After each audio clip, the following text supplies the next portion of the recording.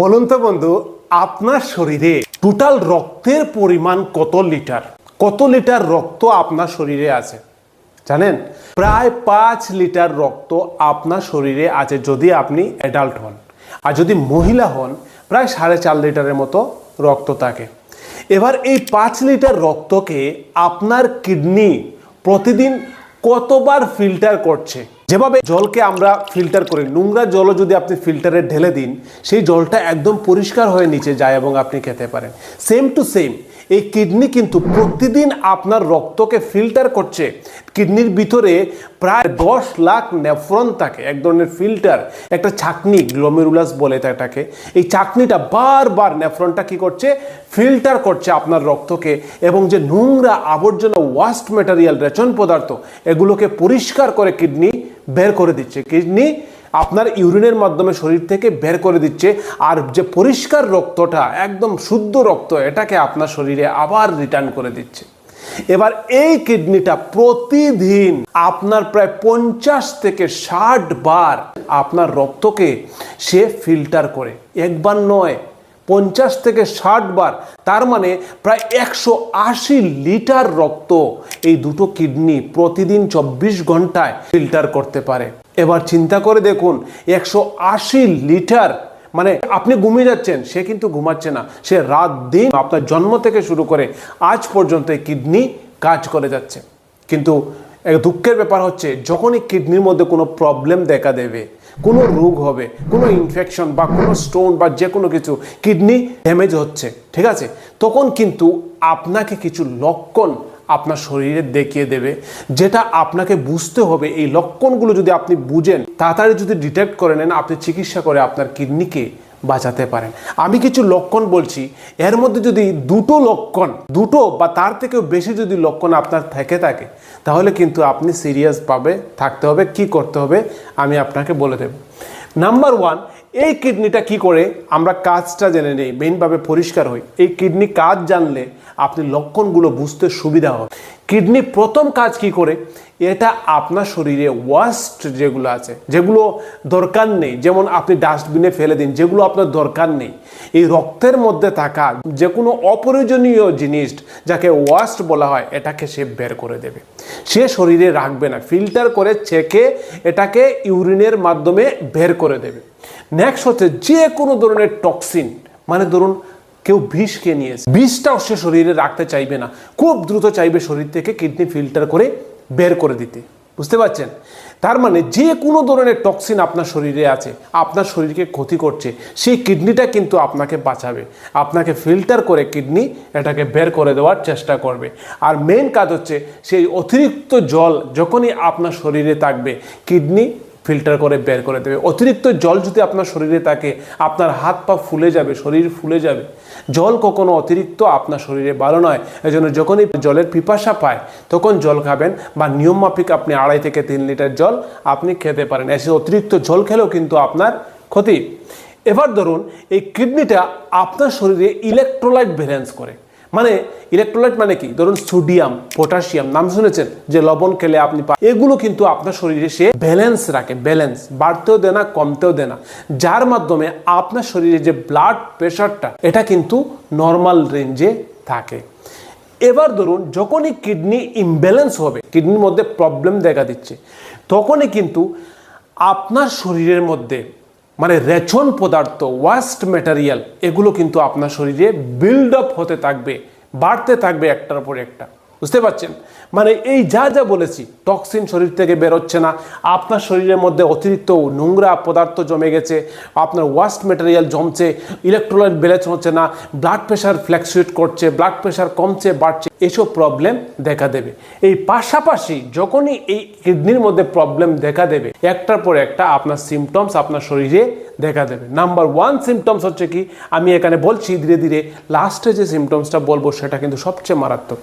প্রথম হচ্ছে আপনার রাতে ইউরিন পাবে, রাত্রে ঘুমিয়েছেন, সাধারণত রাত্রে কিন্তু ইউরিন পাওয়ার কথা নয়, যদি না আপনি খুব বেশি জল পান করেন। এবার যদি রাতে ইউরিন পায়, রাতে বারবার ইউরিন পায়, হতে পারে এটা কিডনির একটা সমস্যা। বা আপনি যখন ইউরিন করতে যান, তখন দেখলেন কি পেশাব করে যে জায়গাটা পড়ছে মাটিটাতে, ওটাতে কি হচ্ছে, একটু বাবলস তৈরি হচ্ছে, ফেনা যাকে বলে থাকি আমরা, জল সাবান দিয়ে গুললে উপরে কিছু ফেনা বুদবুদ আসে না, এরকম ফেনা তৈরি হয়। এইরকম যদি হয় তাহলে আপনার শরীর থেকে যে প্রোটিন থাকে সেটা কিন্তু লিকেজ হয়ে চলে যাচ্ছে আপনার কিডনিতে কিছু প্রবলেম থাকার কারণে। নেক্সট হচ্ছে কি, আপনার ইউরিনটা একটু ডার্ক হবে, একটু অন্ধকার কালার, এবং আপনার ইউরিনের আউটপুটটা, মানে আমরা প্রতিদিন প্রায় 1.5 থেকে 2 লিটার পর্যন্ত আমরা ইউরিন করি, কিন্তু এই 1.5 লিটার ইউরিন আপনার হচ্ছে না। আপনার কি হচ্ছে, আপনার ইউরিন কমে গেছে। ধরুন আপনার 1 লিটার হচ্ছে, 800 ml জল বেরোচ্ছে, আর জল বেরোচ্ছে না, তাহলে এটা একটা রোগ হয়ে গেল, পলিউরিয়া, অ্যানুরিয়া রোগের নাম এগুলো, ঠিক আছে। তার মানে ইউরিনের আউটপুট যতটা আপনার প্রস্রাব হওয়া দরকার সেটা হচ্ছে না, কমে গেছে, ঠিক আছে। এবার কি, আপনার খুব দুর্বল অনুভূতি হবে, সারাক্ষণ আপনি দুর্বল, একটা ফ্যাটিক অনুভূতি এরকম ফিল হবে।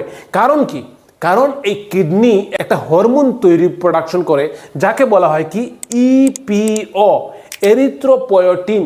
এই হরমোনটার কাজ কি মেনলি, এই হরমোনটা আমাদের শরীরে যে আরবিসি, মানে লোহিত রক্তকণিকা, লাল থাকে যে আমাদের রক্তটা, এই রক্তটাকে আরবিসি প্রোডাকশন করতে হেল্প করে।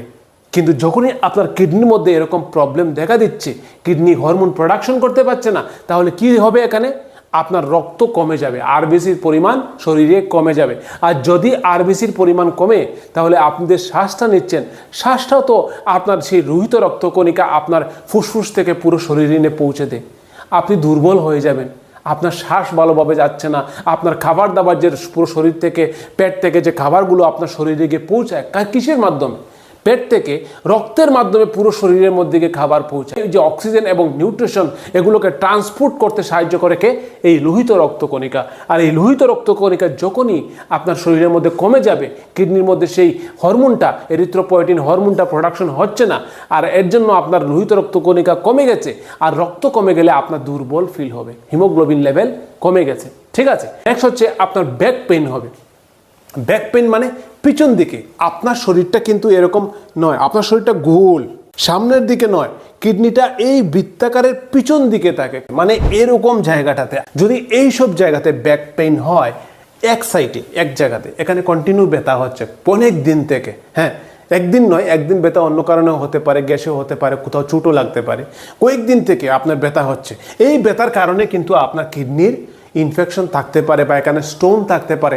স্টোনটা যদি আবার কিডনি থেকে নিচে নেমে যায়, ইউরেটার হয়ে আর একটু নিচে নেমে গেল, ব্লাডারের পাশে ওখানে একটা জাংশন থাকে, ইউবি জাংশন বলে, হ্যাঁ, ইউরোথোবেসিকের জাংশন, একদম ছোটো পাত্তা থাকে, ওখানে গিয়ে আটকে গেল, আপনার কোমরে ব্যথা হবে, মানে একদম এরকম রাতে হঠাৎ করে সহ্য করা যাবে না এরকম ব্যথা হয়। এরকম কারা কারা ব্যথা ফিল করেছেন কমেন্টে জানাবেন। এই যে ব্যথাটা, হ্যাঁ, এইগুলো কিন্তু কিডনির প্রবলেম হতে পারে, ইনফেকশন হতে পারে, পাথর কিডনির মধ্যে স্টোন হয়ে গেছে, হতে পারে কিডনিতে কোনো ধরনের সিস্ট, মানে কিডনিতে জল জমে গেছে, বিভিন্ন ধরনের একটা ফ্লুইড, এক্সট্রা ফ্লুইড জমে গেছে, এরকম প্রবলেম দেখা দিতে পারে। নেক্সট হচ্ছে কি, কিডনির মধ্যে যদি প্রবলেম থাকে, তাহলে আপনার স্কিনের মধ্যে, আপনার চামড়ার মধ্যে চুলকাবে বা ইচিং প্রবলেম দেখা দেবে, মানে চুলকাতে রাশ বেরিয়ে গেছে, ঠিক আছে। এগুলো কেন হয়? জেনারেলি এটা হয় এজন্য আপনার শরীরের মধ্যে মিনারেলসের ঘাটতি দেখা দেয়। মিনারেলসের, যাদের কিডনি প্রবলেম, মিনারেলসের ইমব্যালেন্স হয়ে যায়।